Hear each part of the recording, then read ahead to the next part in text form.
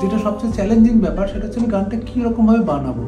আমার ভাষা তো হবে আধুনিক, আমি তো 70-এর দশকের বাংলাটা লিখবো না, এবং এটা যেহেতু এই অডিও স্টোরিটা এখন তৈরি হচ্ছে, সুতরাং একটা কন্টেম্পোরারি ব্যাপার তো রাখতে হবে যেটা আমার লিরিকের মধ্যে থাকবে। এবার সুর কীরকম হবে? সুর কি 70-এর দশকে বাংলা গান যেরকম হতো সেরকম হবে, না আধুনিক হবে, কীরকম হবে? এটা এত বড় একটা চ্যালেঞ্জ, এবং আমি খুব দ্বিধাগ্রস্ত হয়ে ভাবলাম যে না, আমি যে ধরনের গান বানাই সেরকম বানানোর চেষ্টা করি, এবং মানে বাঙালি আনা যেন থাকে গানটার মধ্যে।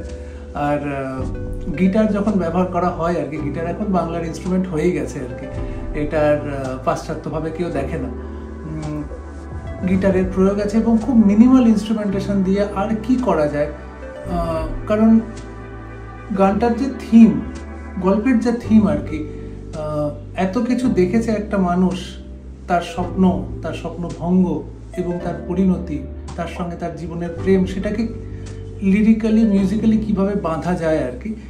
আরও যে সাপোর্টিং রিদম ইনস্ট্রুমেন্ট আছে সেগুলো গানটাকে সাপোর্ট করে, ঠিক প্রধান ইনস্ট্রুমেন্ট নয়। তবে একটা মন কেমন করা হুইসেলের আওয়াজ রেখেছি, কারণ মনে হলো যে হুইসেল এমন একটা সুর আর কি, হুইসলিংয়ে এমন একটা সুর চলে আসে আর কি, যেটা টাইমলেস হয়।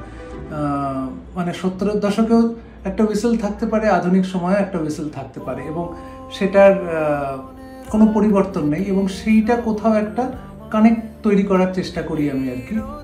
গানটাকে নতুন রেখেও একটু পুরনো গন্ধ গানটার মধ্যে যেন আছে। নেশায় হলো চোখ দুটো লাল, আগুনে পুড়ে গিয়েছে সন্ধে সকাল।